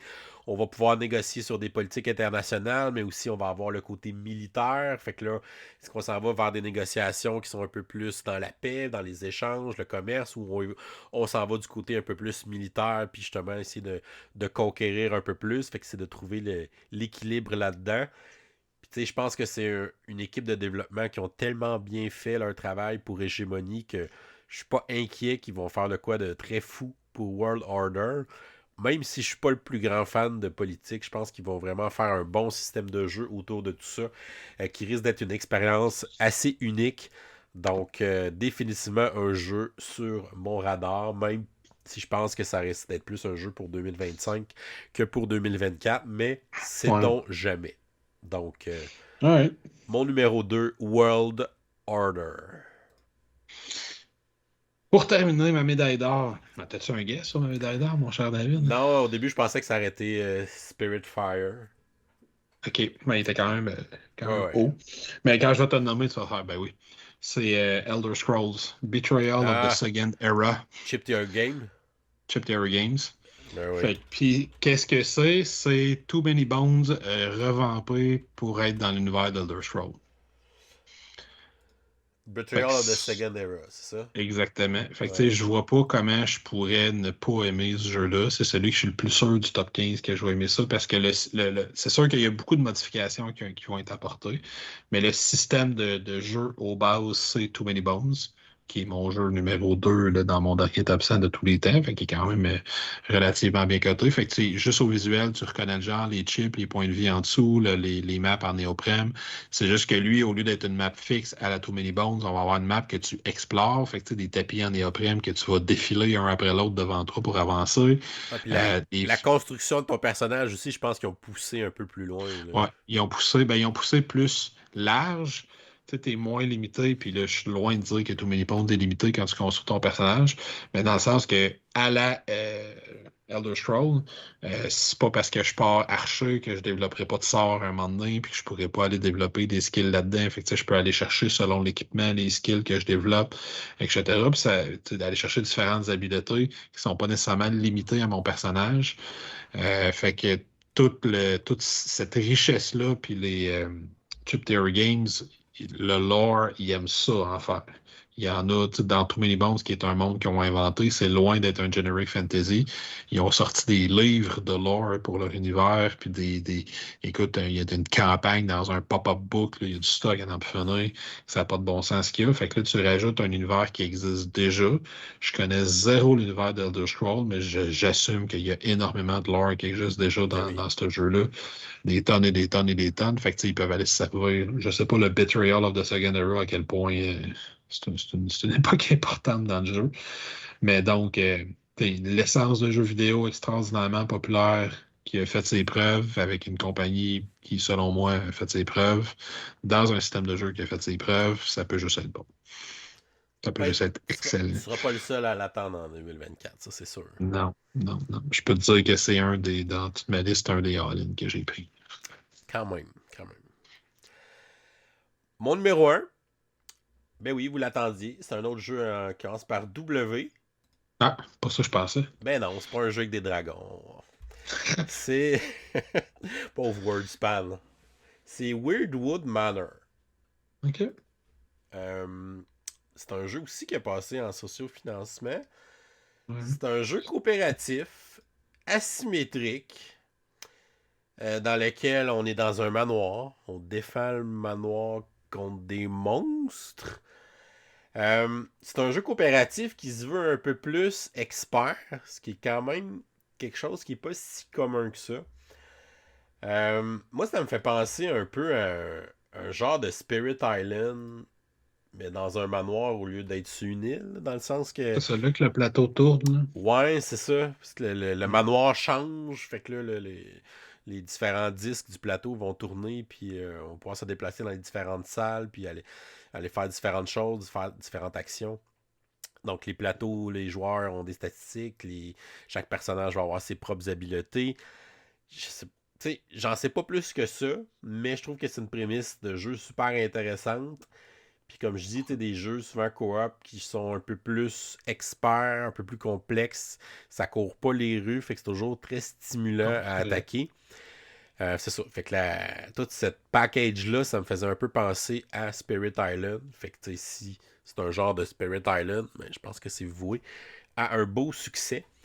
Donc, mon jeu le plus attendu en 2024, c'est Weirdwood Manor, que j'ai même pas backé, mais que j'espère qu'il va se rendre dans le magasin, qu'on puisse essayer ça. Donc, ça me semble super intéressant. Puis si je me trompe pas, c'est une compagnie canadienne aussi qui a fait ce jeu-là. Si je me rappelle bien, Grey Ridge, ouais, West Coast du Canada. Donc voilà. Fait que c'est le fun de voir des petites compagnies canadiennes se démarquer sur le marché Cool. international. Donc mon numéro un des jeux les plus attendus en 2024, Weirdwood Manor. Écoute, mon cher David, je me trompe pas, nous n'avons aucun crossover. C'est fou, pareil, hein? Moi, j'ai passé proche avec Kelp et Metal Gear. Ah, ouais, justement, as-tu des mentions honorables à dire en rafale? Ben, tu sais, c'est sûr que moi, j'avais mis de côté, comme je te disais, je l'ai dit un petit peu en début, mais dans les trucs que j'attends beaucoup, c'est pas des jeux complets, c'est des extensions. Mais tu sais, j'ai la deuxième vague des On Trespass, que j'ai très très hâte que ça arrive. Fait que là, je suis en train, j'ai tout réinstallé pour pouvoir donner un coup pour finir les trois campagnes que j'ai, pour pouvoir entamer la quatrième campagne quand elle va arriver. C'est censé arriver en 2024. Il y a la dernière campagne de Sword and Sorcery que je vais pouvoir faire en 2024. J'ai reçu, pas plus tard qu'aujourd'hui, mon tracking pour Drunagar. Fait Deuxième que vague. tout ce qui s'en vient de Drunagar. Puis mine de rien, tu sais, il y a Cthulhu Death Medaille, la troisième saison. Marvel United in a Multiverse, je sais que je l'avais bâché initialement quand c'était sorti, mais il y a une affaire en particulier, c'est pas tant tous les personnages, mais tous les packs Ah, les d'équipes. teams, ouais. Les Les cartes de team team. packs, ça a l'air vraiment cool parce qu'à date, il y en a juste une équipe qui fonctionne, qui est les Fantastic Four, mais c'est vraiment le fun de jouer avec eux autres à cause justement qu'ils ont une synergie particulière ensemble. Fait que j'ai hâte de voir. Puis il y en a genre 16 là, qui ont mis pour Ouais. le multiverse. Fait qu'il y a ceux-là. Est-ce que j'en ai. Si je ressors ma liste, qu'est-ce que j'ai mis de côté? J'avais mis Pampero, Ouais. Pest, que je trouvais que ça Ouais. avait l'air cool. J'avais mis Stalker, mine de rien, là, que je suis curieux de voir. J'avais mis Four Horsemen, que je trouvais que ça avait l'air cool. Puis j'avais mis vraiment, parce que je suis curieux, parce que c'est la première fois qu'ils font un IP, mais le Tiny Epic Game of Thrones. Ouais, ouais, ok, ouais. Intriguant. Puis je sais pas à quel point il va être bon ou non, parce que ça fait quand même, tu sais, moi j'ai déjà été un gros fan de la série, mais ça fait quand même deux, trois que je skip, là. Les derniers, je laissais faire, parce que les deux, trois derniers que j'ai joués, pas qu'ils étaient mauvais, mais ils n'étaient pas à hauteur des premiers que j'avais joués. Mais là, ils ont été chercher un IP. Est-ce qu'ils vont refaire Tiny Epic Kingdom, mais en modifiant, en le personnalisant avec un Hmm. skin Game of Tiny Epic Thrones. Game of Thrones? Ça fitterait, tu sais, ça Ouais, un petit côté fonctionnerait Tower comme Defense style. avec le mur, genre, je sais pas trop. Là. Ouais, je sais pas trop. Fait que je suis curieux, celui-là. Tu sais, anticiper, c'est un grand mot, mais je suis curieux. Surtout que d'habitude, il passe par Kickstarter. Fait que la campagne n'est pas lancée encore. Fait que je serais surpris que ça sorte en 2024. Hmm. Voilà. De mon côté, j'avais mis Ark, le prochain jeu de Cole Worley, là, l'auteur de Ouais, moi, Root. c'est lui. Je pensais te le voir en numéro un. Ouais, non, j'ai pas plus que ça. J'avais mis Pampero aussi dans le mention honorable. J'ai mis Army of Darkness de Board Game, juste pour le Ouais, IP. ça C'est a comme... l'air Ça, intriguant. c'est mon choix nostalgique. J'ai Ouais, mis Ruse, qui est un autre jeu québécois qu'on avait vu justement au Salon du ouais. jeu à Québec, qui a l'air très cool. J'ai mis Wormspan dans mes mentions honorables. Je suis quand même curieux de Ah ouais. l'essayer. Là. Je suis pas un hater de Wingspan, honnêtement, là, mais je trouve ça le fun, puis je veux l'essayer, mais je l'attends pas plus que ça. J'ai mis Defender of the Realm. Ils vont refaire une nouvelle édition de ce jeu-là que j'ai jamais joué puis que j'ai toujours voulu jouer. Fait que, bon, ils vont avoir une nouvelle édition. Charcuterie de Board Game, un jeu que tu dois faire la Ouais. plus belle assiette de charcuterie. Puis la Je présentation de l'avais tes aussi. affaires compte là, dans ta présentation. Là, comment tes trucs sont placés sur ton board de charcuterie. Je trouve ça cool, les jeux de bouffe. Puis Ouais. j'ai aussi sur les traces de Marie Curie, qui est dans le fond un spin-off de sur Ouais. les traces de Darwin, mais à la sauce Marie Curie. Fait que c'était un petit jeu sympathique. Fait que j'ai hâte de voir. Puis évidemment, le petit thème scientifique, je trouve toujours ça le fun. Fait que c'était mes Cool. autres mentions honorables pour 2024, tous des jeux qu'on va surveiller sur notre radar. Ça va en faire pas mal, en effet. Voilà. Ben, merci pour cette liste, encore une fois. Grand plaisir. Merci de l'invitation, comme toujours. Et on inviterait les auditeurs à nous écrire en commentaire, justement, c'est quoi les jeux que vous attendez le plus en 2024. Donc, mettez votre liste, là. Mettez-en 5, 10, comme vous voulez, là. Mais dites-nous c'est quoi vos choix. Puis c'est quoi que vous attendez le plus en 2024. On espère que ça va être une belle année, encore une fois, remplie de nouvelles découvertes ludiques. Oui, Si vous n'êtes pas encore parfait. abonné à la chaîne, ben, vous pouvez cliquer le petit bonhomme en bas de l'écran pour vous abonner. Sinon, vous pouvez nous suivre sur Facebook, Instagram, Professeur Board Game. Si vous aimez les vidéos qu'on fait, vous pouvez nous supporter sur notre campagne Patreon, qui vous donne aussi accès à notre serveur Discord. Et on vous souhaite une excellente fin de journée et continuez de gamer. Bye.